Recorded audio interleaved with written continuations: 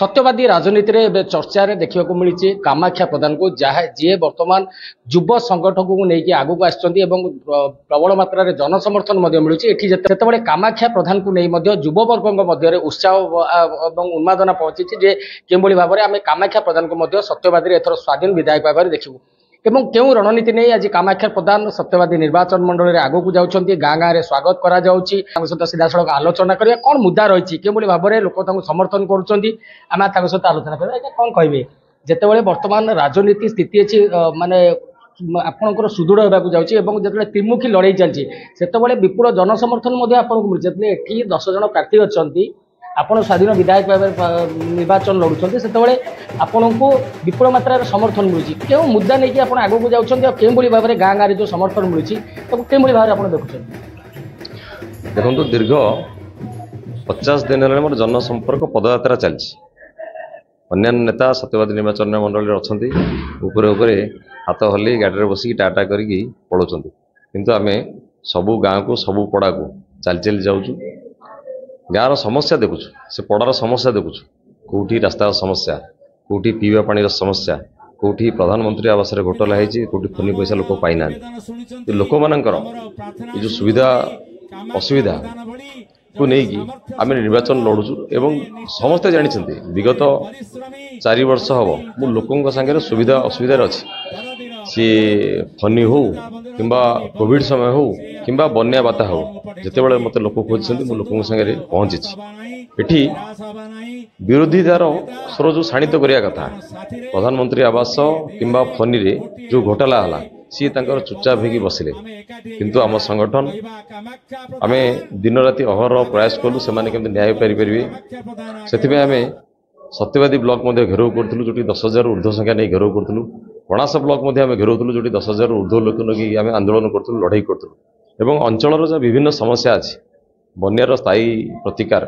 जलसेचन जल निष्कासन व्यवस्था ये समय विभिन्न इश्यू नहीं कि आम विभिन्न समय आम आंदोलन करूँ कौटी कलेक्टर पाक जाइए कौटी चीफ सेक्रेटरी पाक जाइए लोक मैंने जानते आम लोकों संगे अच्छू एवं लोकंर समस्या को समाधान करने निर्वाचन लड़ुचु जहाँ फल आपड़ आज देखिपे सत्यवादी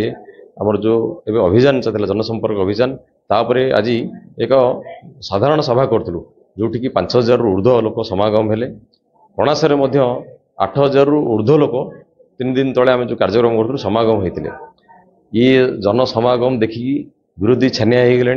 स्वाधीन लड़की सत्यवादी इतिहास अच्छी विगत दिन में 4 थर स्वाधीन जीति आ पंचम बृहस्पति एथर स्वाधीन सुनिश्चित आम जीतु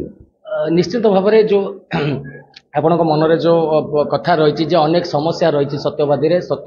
साधारण जनता जो समस्या दे बर्तमान गति कर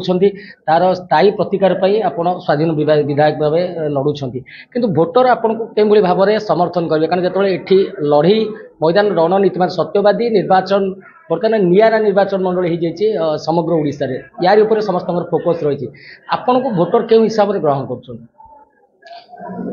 गत काली मोर शेष जनसंपर्क पदयात्रा सिरई पंचायत चलता सेठी एक रुखा शेष जो गाँ अच्छी सिरई पंचायत सेठी पहुँचला बेलू राति 11:50 होता मुझे समय जापारी नी से गाँव में पहुँचिकी बाहरला बेलू समय देखला बेलू 11:50 सेठी से गाँव जेते वयस्क लोक अच्छा छोट पिला अच्छा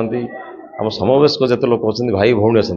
समस्ते उठिकी विपुल स्वागत करते अभिनंदन देते हुड़ुहुड़ी फुलमाल देकी स्वागत करते एथुरु जना पड़ुछु सत्यवादी तर सुनिश्चित परिवर्तन हम और पंचमतर स्वाधीन भाव निश्चय जीतु निश्चित भाव में जहाँ मत रखुंट श्रीजुक्त कामाख्या प्रधान जो भाव में परिश्रम करुँच भाव में जनता ग्रहण कर आज जो साधारण सभार जो भाव में जनसमागम देखा मिलता से निश्चित रूपे किसी गोटे परिवर्तन होवार सूचना मिली आम सीधा सड़क आलोचना कले आम सहित कामाख्या प्रधान थे पुरी सत्यवादी अमर सतपथ खबर सत्यवादी।